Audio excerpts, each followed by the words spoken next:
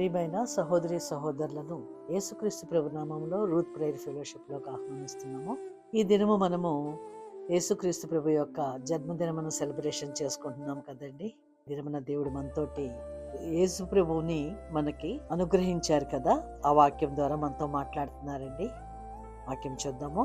యెషయా 9వ అధ్యాయము 6వ వచనంలో, మనకు కుమారుడు అనుగ్రహింపబడిను, ఆయన భుజము మీద రాజ్యభారం ఉండును.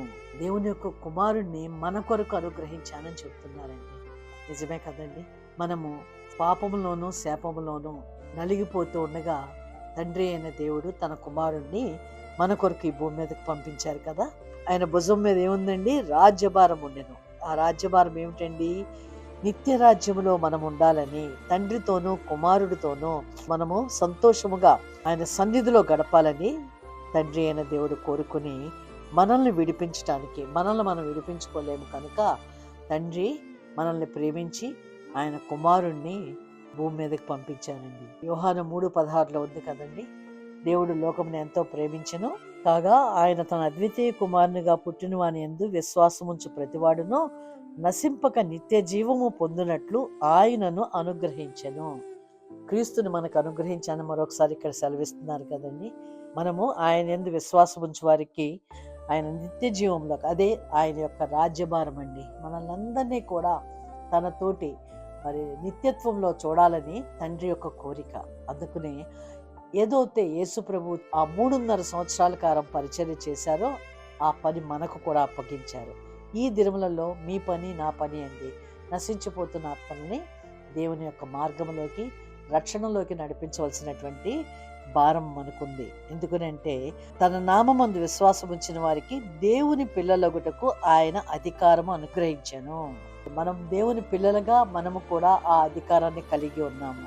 ఇర్మియాలో చెప్పబడినట్లుగా కట్టుటకును, నాటుటకును, పెళ్లగించుటకును, నశింపచేయుటకును, పడద్రోయుటకును మనకు అధికారం ఇవ్వబడింది. ఎలా అయితే నశించిపోతున్నారో వాళ్ళందరినీ కూడా ఆ పరిస్థితుల నుంచి విడిపించి దేవుని యొక్క రాజ్యంలోకి తీసుకుని వెళ్ళటానికి ఆయన మనల్ని తన కుమారులుగా చూస్తున్నారు. అందుకే యేసుక్రీస్తునందు మీరందరూ విశ్వాసం వలన దేవుని కుమారులై ఉన్నారు అని అంటున్నారండి.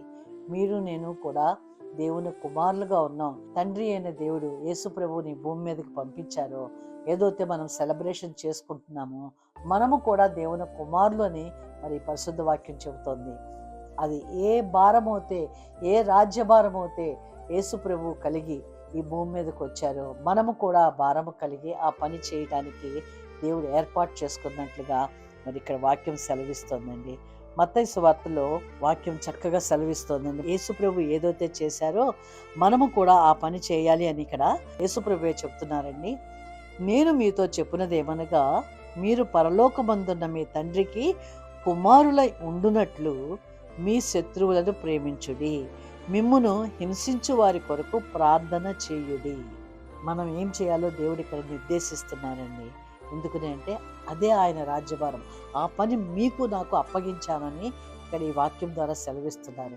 తండ్రి అయిన దేవుడు మనల్ని ప్రేమించి యేసు ప్రభువుని ఎలాగైతే పంపించారో ఆ పని మనం చేద్దామా అండి. అందుకని ఇక్కడ సిమియోను కూడా అదే మాట చెప్తున్నారు. అన్యజనులకు నిన్ను బయలుపరచుటకు వెలుగుగాను, నీ ప్రజలైన ఇశ్రాయేలుకు మహిమగాను, నీవు సకల ప్రజల ఎదుట సిద్ధపరిచిన నీ రక్షణ నేను కన్నులారా చూచితిని అంటున్నారు. ఏదైతే సిమియోను ఆయన దర్శనములో యేసు ప్రభువు ద్వారా ఎంత గొప్ప కార్యం జరుగుతుందో చూసి ఉన్నారు కనుక ఇప్పుడు నేను సమాధానముగా వెళ్తున్నాను. అన్యజనులకు నిన్ను బయలుపరచుటకు వెలుగుగాను, నీ ప్రజలైన ఇశ్రాయేలుకు మహిమగాను, నీ సకల ప్రజలు ఎదుట సిద్ధపరిచిన రక్షణ.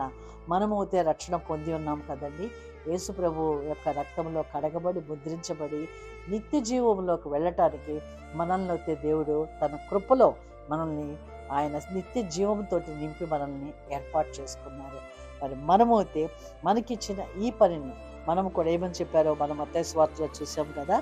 శత్రువుల్ని ప్రేమించమన్నారు, మిమ్మల్ని హింసించే వారి కొరకు ప్రార్థించమన్నారు. అనగా మన చుట్టూతో ఉన్న ప్రజల్ని, నలిగిపోతున్న వారిని ఏదైతే యేసు ప్రభువు ఆరోహణమవుతూ మత్తయి సువార్త 28వ అధ్యాయంలో దేవుడు మనకి ఆజ్ఞ ఇచ్చారండి. ఆ మహా ఆజ్ఞను మనం తీసుకుని యేసు వారి యొద్దకు వచ్చి పరలోకమందును భూమి మీదను నాకు సర్వాధికారం ఇయ్యబడి ఉన్నది. కాబట్టి మీరు వెళ్ళి సమస్త జనులను శిష్యులుగా చేయుడి. తండ్రి యొక్కయు కుమారుని యొక్కయు పరిశుద్ధాత్మ యొక్కయు నామములోనికి వారికి బాప్తిసమిచ్చుచు నేను మీకు ఏ ఏ సంగతులను ఆజ్ఞాపించుతునో వాటినన్నిటినీ గైకొనవలనని వారికి బోధించుడి. ఇదిగో నేను యుగ సమాప్తి వరకు సదాకాలం మీతో కూడా ఉన్నానని వారితో ఎవరితో చెప్పారండి? యేసు ప్రభువు మీతోనూ నాతోనూ ఈ దినాన చెప్తున్నారండి. నశించిపోతున్న ఆత్మల కొరకు మనం ప్రార్థించినట్లయితే వెళ్ళగలిగిన వారు సువార్త ప్రకటించడానికి వెళ్తారు. సువార్త ప్రకటించడానికి వెళ్ళలేని వాళ్ళము మనం మన గృహాల నుంచే ప్రార్థన చేస్తున్నట్లయితే ప్రజలు విడిపించబడి దేవుని యొక్క నిత్య జీవంలోకి, ఏదో ఆయన రాజ్యభారం ఉండెను అని అన్నారు కదా, ఆ రాజ్యభారము మనము కూడా తీసుకుని మనము కుమారులుగా వారి కొరకు ప్రార్థించినట్లయితే దేవుడు వారిని విడిపించి తన నిత్య రాజ్యంలో మనతోటి మన సహోదరుల్ని, మన బిడ్డల్ని, మన కుటుంబీకుల్ని, మన చుట్టూతో ఉన్న ప్రజల్ని మనతో ఆ దేవుని యొక్క సన్నిధిలో చూస్తూ మనము కూడా ఆనందించగలము. కనుక తన పనిని తను చేసి యేసుప్రభు ఎలా వెళ్ళారో మనము కూడా యేసుప్రభుతో కలిసి మనం ఆనందించినట్లుగా క్రిస్మస్ దినముగా ఈ దినము మరి మనం సెలబ్రేషన్ చేసుకుంటున్నాం. ఆ సెలబ్రేషన్లో మన వంతు పనిగా మనం కూడా చేస్తామని ఒక మాటగా దేవుని యందు మనము నిర్ణయించుకొని ఆ పని చేయడానికి సంసిద్ధులు అవుదామండి. ప్రార్థన చేసి ముగించుకుందామా? సర్వశక్తిమంతుడు అయిన దేవ, దేవుని యొక్క కుమారుడుగా మాకు అనుగ్రహించబడిన మిమ్మల్ని మీ కృతజ్ఞాస్తులు చెల్లించుకుంటున్నాం.